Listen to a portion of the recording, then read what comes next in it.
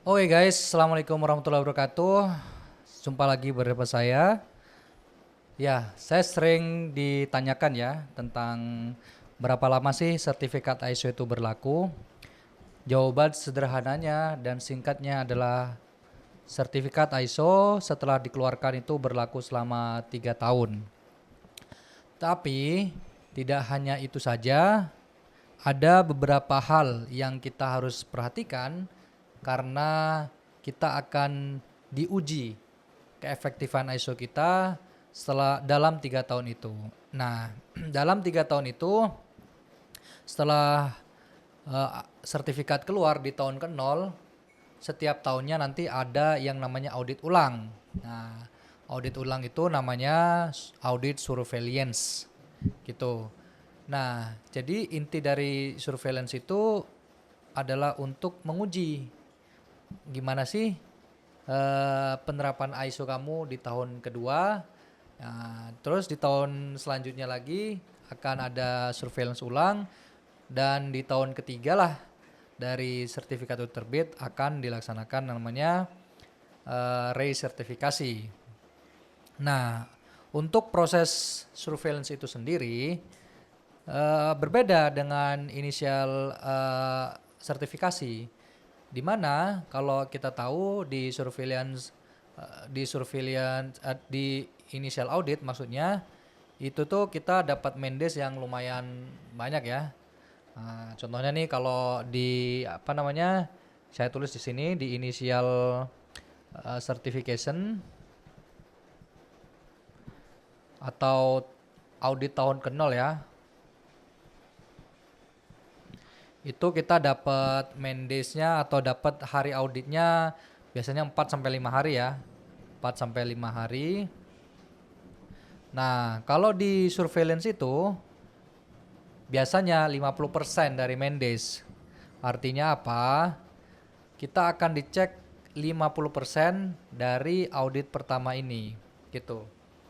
Nah, apa yang dicek? Apakah auditornya bakal ngecek apa namanya, teknologi aja atau people aja atau terserah kita mau mau apa yang dicek. Nah, yang dicek itu yang pertama adalah tindak lanjut dari temuan sebelumnya. Pasti kan waktu initial audit itu ada temuan dong, nggak mungkin dong nggak ada temuan. Ya, nah di situ tuh audit akan nanya, eh, gimana? Udah diperbaiki belum temuan yang tahun lalu? Kok auditor ini bisa ngerti ya? Kan auditornya beda tahun lalu. Nah, di setiap auditor itu memiliki catatan, guys. Jadi kalau kita di audit tuh tahu kan, kita itu bakal ditanyain terus auditornya bakal nulis note-note, itu namanya audit trails. Dia akan note dan note itu dibagikan antar auditor. Jadi nggak perlu auditor yang sama yang menguji dia akan tahu temu minor apa tahun lalu itu. Bukan hanya itu saja, kalau kita menurut kita auditor dari si B sertifikat badi A itu terlalu kejam, pindah aja deh ke si B lokal contohnya. Tetap aja guys, si B lokal akan minta ke auditor sebelumnya, dan secara kode etik aturan kan itu harus diberikan. Jadi walaupun biasanya dipersulit ya. Gitu. Terus juga si auditor tahun kedua itu bakal nanya, ada nggak perubahan yang besar? Nah, contohnya ente itu ngajuin skop baru yang tadinya satu lokasi, skopnya mau diganti ke 5 lokasi contohnya. Dulu contohnya dulu saya CS aja skopnya. Terus mau diganti skop nih, diperbanyak CS plus IT. Nah, itu disampaikan guys di tahun kedua biar nanti dicek sama auditornya gitu.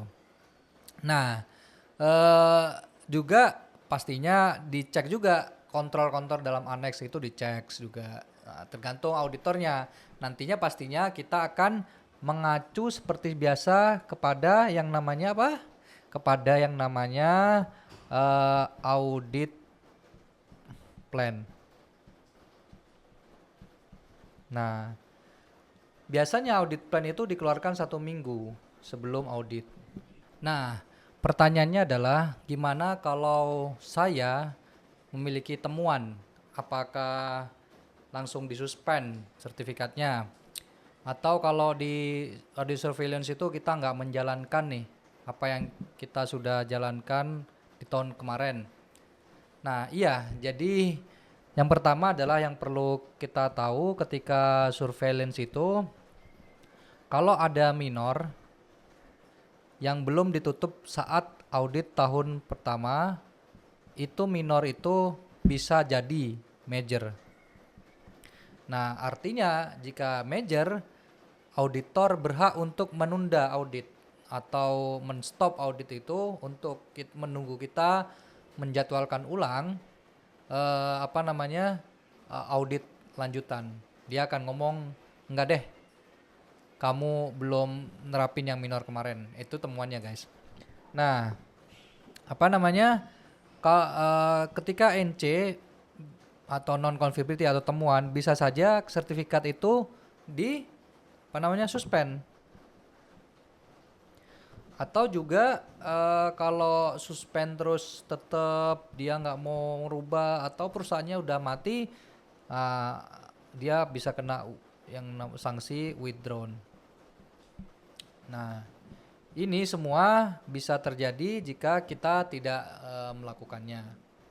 Nah, setelah di tahun ketiga, di tahun ketiga itu berbeda. Di tahun ketiga itu kita sebut namanya resertifikasi. Nah, resertifikasi ini sama seperti inisial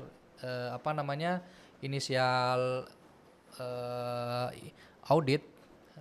Semua dicek, ruang lingkupnya dicek, apakah ada SOA versi baru, ya, terus klaim-klaim scope yang baru yang dinyatakan di surveillance itu akan dimasukkan di sertifikat yang baru gitu. Scope diperluas dan lain sebagainya. Nah, ini beda sama surveillance, mandate-nya itu penuh.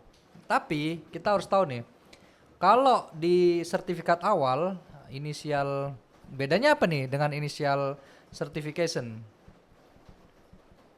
Nah, kalau di initial certification tuh ada namanya stage 1, guys. Stage 1, stage 2. Nah, di recertification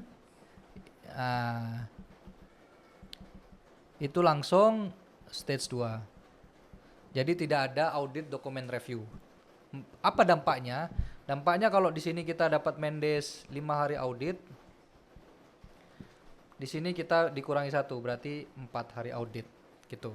Namun menurut aturan kan itu, resertifikasi itu jadwalnya lebih maju 3 bulan.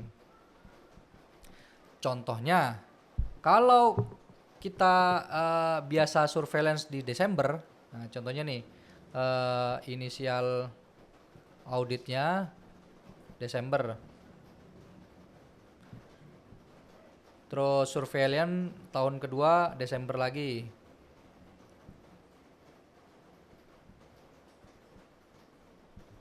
Nah, untuk resertifikasi ini menurut kan itu maju atau mundur 3 bulan. Berarti Oktober, November, Desember. Ya, September lah. Berarti dia September akhir. September harus dilakukan resertifikasi. Kenapa? Agar proses sertifikasinya itu tidak putus. Jadi terus bersambung gitu. Oke. Setelah lulus resertifikasi itu, maka berulang akan dikeluarkan sertifikat ulang yang nantinya berlaku selama 3 tahun. Jadi sertifikat itu berlaku 3 tahun. Dan ada checkpoint setiap tahun yang kita sebut dengan surveillance audit. Terima kasih, sampai jumpa.